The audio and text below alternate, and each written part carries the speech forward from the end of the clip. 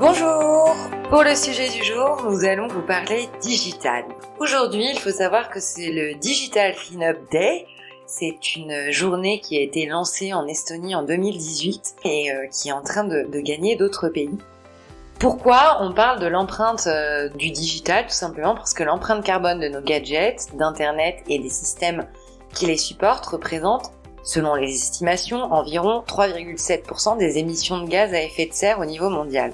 Ce chiffre serait similaire à la quantité produite par l'industrie aérienne dans le monde et selon les estimations, il pourrait plus que doubler d'ici 2025.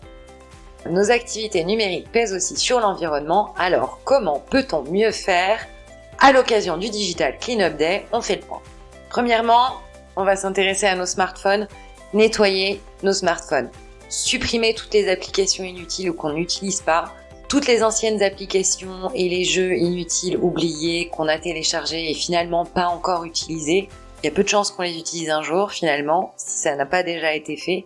Donc ne pas hésiter à supprimer toutes ces applications dont on n'a pas l'utilité. Et côté photo, nos smartphones regorgent souvent de photos en doublon, floues, qui finissent par gréver notre capacité de stockage.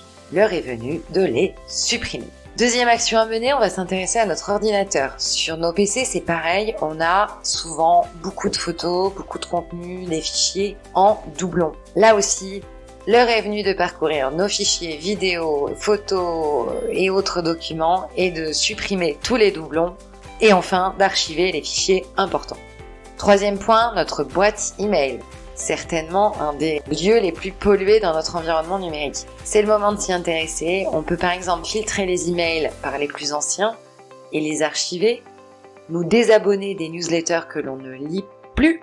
Et puis quand on a de longues discussions et parfois de longs échanges de mails, conserver seulement la discussion la plus récente en supprimant toutes les discussions les plus anciennes. Ça permettra là aussi de libérer de la place. Et puis enfin, dernier point, rester sobre. En évitant surtout de partager des emails lourds à de nombreux destinataires, il vaut mieux envoyer un lien vers un fichier au préalable hébergé dans le cloud. C'est une pratique plus éco-responsable. Et puis, petite astuce, limiter drastiquement les emails de remerciements. Une étude intéressante a été menée en Grande-Bretagne par une société d'énergie locale qui s'appelle OVO. Et selon cette étude, si chaque personne, chaque adulte au Royaume-Uni envoyait un mail de remerciement en moins, cela pourrait économiser 16 433 tonnes de carbone par an, soit 3 334 voitures diesel supprimées de nos routes. Ça laisse à réfléchir, donc on évite les mails de remerciement qui finalement ne font qu'alourdir nos boîtes mail. On vous souhaite un très bon Digital Cleanup Day et on vous retrouve demain pour un nouvel éco-geste.